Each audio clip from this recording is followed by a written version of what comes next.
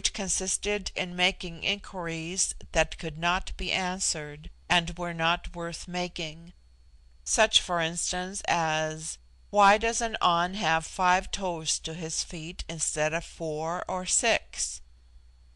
Did the first An, created by the All Good, have the same number of toes as his descendants?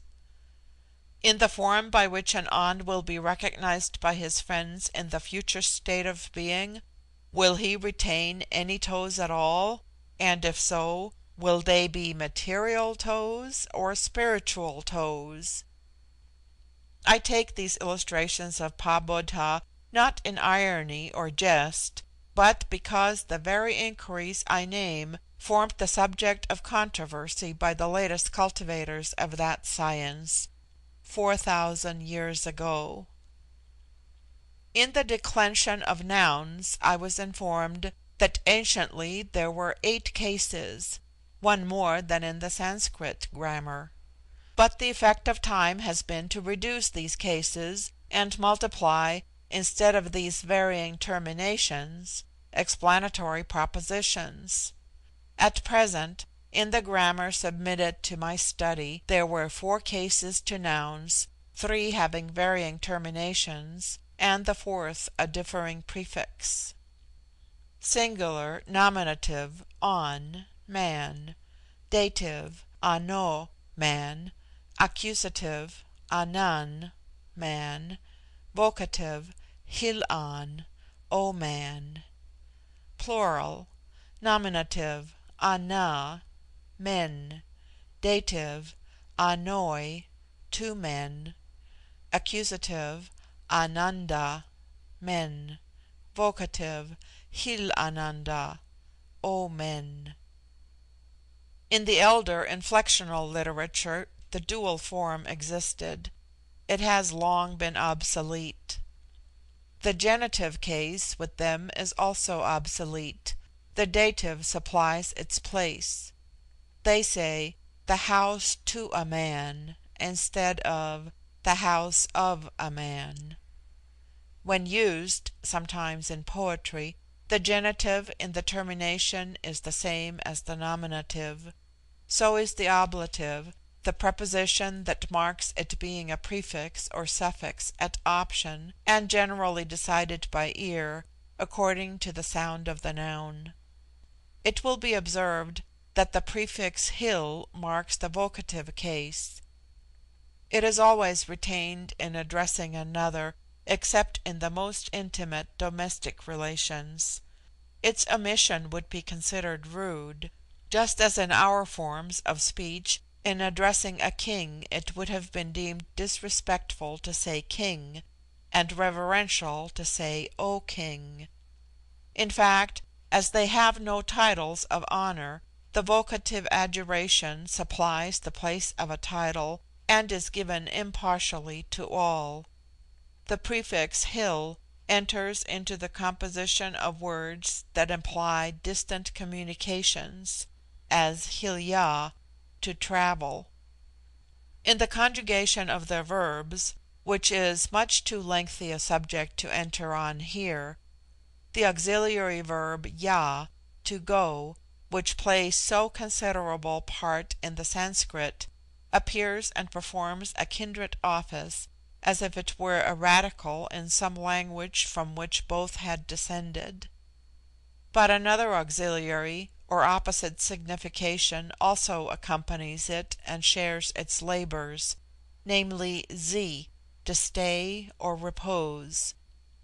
Thus ya enters into the future tense, and zi in the preterite of all verbs requiring auxiliaries. Yam, I shall go. Yiam, I may go. Yani ya, I shall go, literally, I go to go. Zampu yan, I have gone, literally, I rest from gone. Ya as a termination implies by analogy progress, movement, efflorescence. Z as a terminal denotes fixity, sometimes in a good sense, sometimes in a bad, according to the word with which it is coupled. Iva zi, eternal goodness. Nan zi, eternal evil. Pu, from, enters as a prefix to words that denote repugnance, or things from which we ought to be averse. Pu pra, disgust. Pu naria, falsehood, the vilest kind of evil. Poosh or posh I have already confessed to be untranslatable literally. It is an expression of contempt not unmixed with pity. This radical seems to have originated from inherent sympathy between the labial effort and the sentiment that impelled it, poo being an utterance in which the breath is exploded from the lips with more or less vehemence. On the other hand, z, when an initial, is with them a sound in which the breath is sucked inward, and thus zu, pronounced zoo, which in their language is one letter, is the ordinary prefix to words that signify something that attracts, pleases, touches the heart, as zummer, lover, zutze, love, zuzulia, delight. This indrawn sound of z seems indeed naturally appropriate to fondness. Thus, even in our language, mothers say to their babies, in defiance of grammar, "Zoo, darling." And I have heard a learned professor at Boston call his wife (he had only been married a month) "Zoo, little pet." I cannot quit the subject, however, without observing by what slight changes in the dialects favoured by different tribes of the same race, the original signification and beauty of sounds may become confused and deformed. Z told me with much indignation that Zummer, lover, which in the way she uttered it, seemed slowly taken down to the very depths of her heart, was, in some not very distant communities of the vril-ya, vitiated into a half hissing, half nasal, wholly disagreeable sound of subber.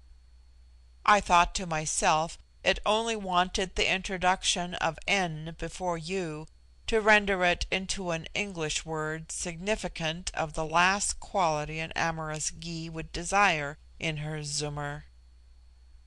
I will but mention another peculiarity in this language, which gives equal force and brevity to its forms of expressions. A is with them, as with us, the first letter of the alphabet, and is often used as a prefix word by itself to convey a complex idea of sovereignty or chiefdom, or presiding principle. For instance, Iva is goodness, Diva, goodness and happiness united, Adiva is unerring and absolute truth. I have already noticed the value of a in aglauran, so in vril, to whose properties they trace their present state of civilization, avril denotes, as I have said, civilization itself. The philologist will have seen from the above how much the language of the vril-ya is akin to the Aryan or Indo-Germanic. But, like all languages, it contains words and forms in which transfers from very opposite sources of speech have been taken. The very title of Tur, which they give to their supreme magistrate, indicates theft from a tongue akin to the Turanian. They say themselves that this is a foreign word, borrowed from a title which their historical records show to have been borne by the chief of a nation with whom the ancestors of the vril-ya were, in very remote periods, on friendly terms, but which has long become extinct. And they say that when, after the discovery of vril, they remodelled their political institutions, they expressly adopted a title taken from an extinct race and a dead language for that of their chief magistrate, in order to avoid all titles for that office with which they had previous associations. Should life be spared to me, I may collect into systematic form such